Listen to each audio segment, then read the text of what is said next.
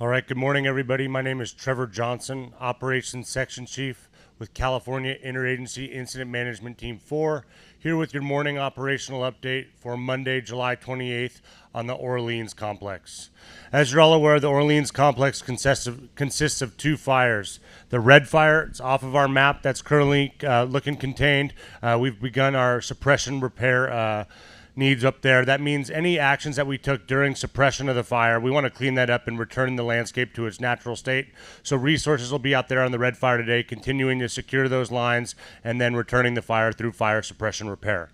Here on the Butler fire, highlighted behind me on the map, I'm going to go over here to the west side of our fire. This is just east of Orleans, kind of on the eastern border of the Boise fire scar from 2021. These divisions out here are all looking really good. We're validating these lines every day with our infrared technology. So a plane comes up every night, flies over the fire, and we're able to download that data. And then we assess and see if there's any threats to our containment lines. Those lines are all currently holding and secure. This is super rugged in here, so we're not putting folks in there right now. But again, we're feeling very confident with where the fire's at and the fuel types that are in there. That continues all the way up north here. Fire's looking good all the way around the northwest corner of the fire out towards Butler Flat. You can see the black line on the map there. That's part of our containment lines along forks of the Salmon Road. We're confident in that, and we'll continue to have resources in there through the coming days. As we will work south down the forks of the Salmon Road, again, looking secure. We have resources out here. They're falling hazard trees, pushing rocks out of the road, and doing everything possible to expedite reopening of the forks of the Salmon Road. Continuing down towards forks of the Salmon proper, our structure protection group is in there today. Again, they're validating around structures, accessing or backhauling fire line supplies that are no longer needed, and then making sure we're doing everything we can to open up the road system as soon as possible.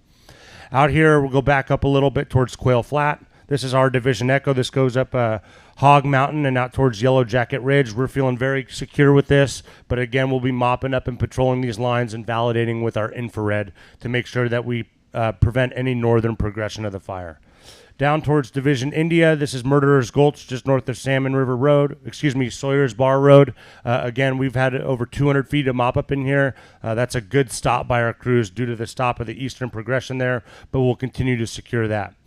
Sawyer's Bar Road, working back down south towards Cecilville Road, again, pushing trees out of the road after they come down, falling hazard trees or fire-weakened trees, and making sure we're doing everything we can to open up that road system. As we continue south, now we're on Cecilville Road on the south fork of the Salmon River. Again, crews are in here. This is probably our most hazardous area of the road. We've covered that before with you.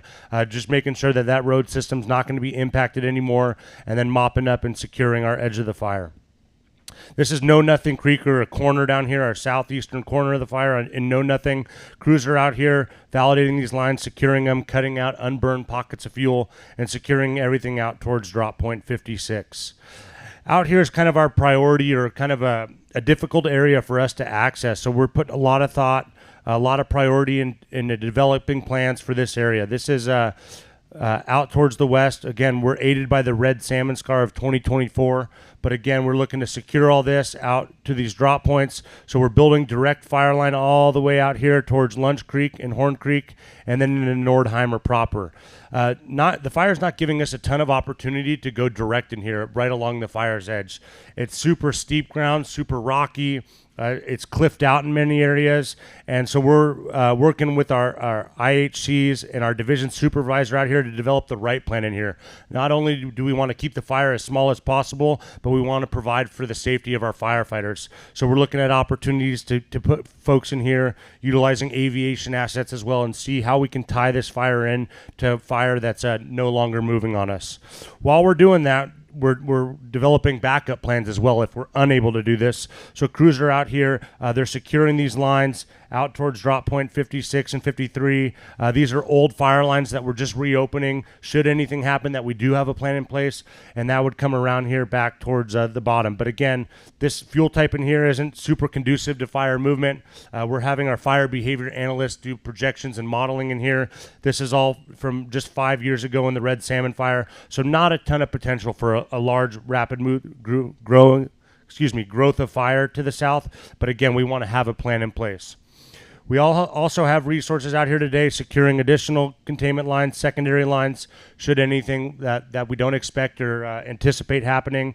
We're securing out towards Godfrey Ranch, doing structure prep, securing sprinkler systems, making sure they're working properly, and brushing these road systems as well as chipping them to make sure that we've opened up all appropriate access and egress.